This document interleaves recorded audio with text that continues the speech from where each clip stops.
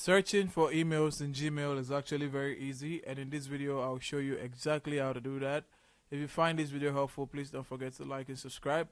Now the first thing I want you to do is log into your Gmail account.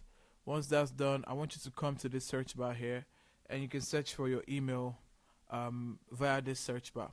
Now for basic searches, what you can do is you can search if you have an idea of what the email subject or sender might be. You can just type Suno, for instance, and you can see it's shown all of Suno's emails that have been sent. So you need to go through this. If you want to do advanced searching, like you know what the subject contains, you can click on this button here, and you can come here and then include you can include a subject like tempo. For instance, if the subject line of the email you're looking for includes tempo, you can input this here, and instead of creating filter, you click on search, and it's going to bring out the particular email that has this subject.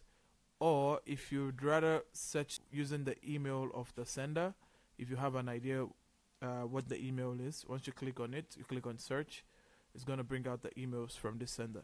Now that's how you search for emails in Gmail. If you find this video helpful, please don't forget to like and subscribe. Until the next one, see ya.